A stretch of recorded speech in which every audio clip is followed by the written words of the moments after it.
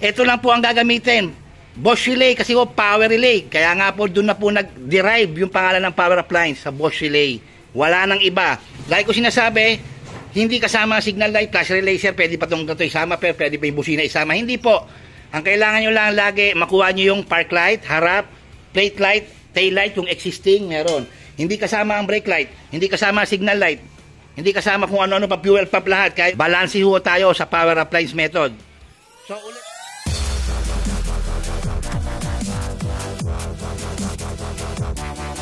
So ito mga kabekis, PCX160, no? Marami nag-request nito kasi akala ko naapaglabas na ako ng vlog nito paano mag-power appliance ng PCX160. So gagawin natin ng vlog kasi ito yung magandang ginagawa ng vlog, no? Lalo na simple lang gagawin. MDL lang saka power appliance. Sundan yung maigi mga kabekis, no? Lalo na yung mga followers ko na nag-aabang dyan na ginagawa rin itong hanap buhay, no? Siyempre, unang-una po, wala akong ibang relay na gagamitin. Hindi yung kagaya ng ibang gumagawa. Nagtatawag nilang power appliance sa Sangam Relay, electronic type relay. O kaya yung SPDT, yung transparent, yung backload, yung ruler type, yung protractor.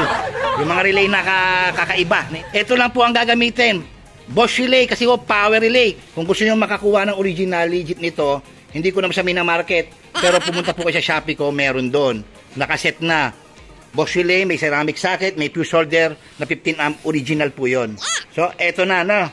So, itong PCX160 mga kabekis, ang kamukha po ng wire color coding nito is yung pang ADV 150. So, paano yun? O, simulan natin, no? Sa power appliance po, lagi ko sinasabi, hindi kasama ang brake light, hindi kasama signal light, hindi kasama kung ano-ano pa, fuel pump lahat. Kaya yung ibang ginagawa, nirelay ang buong linya. Ulit, katangahan po yun. Balanse ho tayo sa power appliance method. Mag-stable yung current flow, hindi nag-aagawan. So, sisimulan na natin. Banda rito, binuksan natin yan, no, mga kabekis. Dalawa po ang hanapin yung linya dyan. Ito yung socket. Ito po siya, oh. Lagi ho magkakasama yan. Kahit marami ang itim na yan, normally po, lagi nakahiwalay yung isang itim. Kaya nito.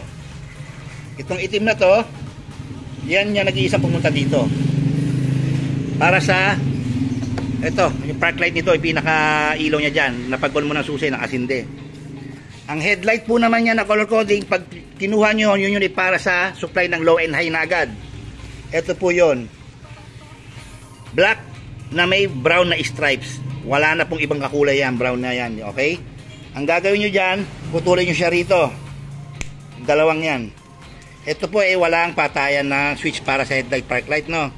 Diretso sa power apply. Ganun din, pag on ng susi, nakasindi. Safe po yan, wag na kayo magtanong. Ilang taong ko nang ginagawa mga kabekis. Binabahagi ko na yun, tama sa inyo. At nakikinig pa kayo sa ibang gumagamit o gumagaya ng power appliance. Pag naputol nyo yan, ito i-secure nyo. Mamaya ipa-float natin, tape natin yan. Sa likod naman po, ito. Meron din po mga black yan, ang dami, oh. Meron pong isa yan, ay halata lang nakahiwalay, oh. Pag hinata ko yan, gagalaw ito. Yan, may black dyan. Yung black na yan, papunta sa likod dyan. Isang linya lang yan, plate light at tail light magkasama na. Pag hinatak mo yan, gagalaw siya rito. Ito yan, pag hinatak ko, nakahiwalay na yan, yo. Ayun, oh, gagalaw. Oh, gumalaw. Siya na yan. Ang gagawin nyo yan dito, tatagpasin nyo na yan dyan, putulin nyo na rin. Sagad nyo na. Okay, putol na, no?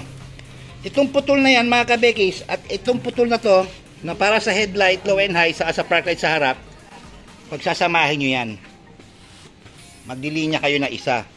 Pero kasama po yung isang 87 sa relay natin. Ito yon, ganyan yan, magkasama silang ganyan.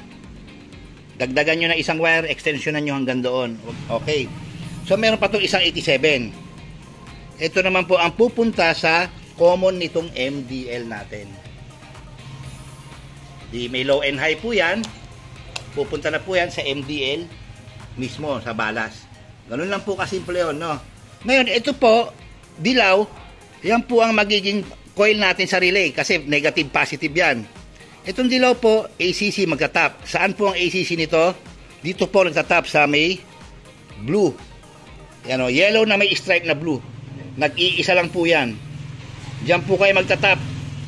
Itong 85 or 86 nung Bosch relay nyo, sugatan nyo to na maayos, saka nyo itap, hinangin nyo, secured, walang loose connection, no? Make sure po, ganun lang power up, walang loose connection. Okay, malinaw. Pag na-tap nyo naman yan, meron tayong 30 sa relay. Ito yung pupunta sa battery. Diretso, maglalagay kayo ng fuse, 15 amp, tapos sa battery. Okay, may supply na yon. So, meron tayong 86, yung negative ng relay natin. Hindi naman pwedeng wala yan. Hindi gagana ang coil ng relay. Yan po, ilagay nyo sa tornilyo dito. Yan o, sa may ECU. Lagyan yung terminal pin. Huwag nyo pong iipit lang, susugatan sabay ipit sa tornilyo. Gumamit ko yung terminal pin. Okay, okay, nakalagay na dyan. May terminal pin na kunwari, no? Naka-screw dyan. Tapos maglabas po kayo na isa pang wire, number 16 na black wire or green wire, basta pang negative na color coding nyo. Patakbuhin nyo po dito sa negative ng battery. Kita nyo? Nag-grounding ako muna bago ko nagdagdag papuntang battery. Kumpleto na, no? Yun lang po yun. Ganun lang po ang power appliance method. Tapos na po.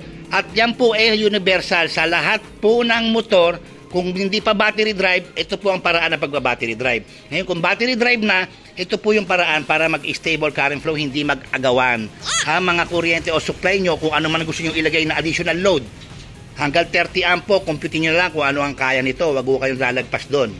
Pag sakali mag-e-excess pa kayo, magdagdag pa kayo ulit ng ganito. Power up ulit.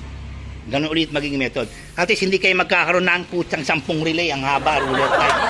7, 6, 9. Ganun lang po. Try nyo.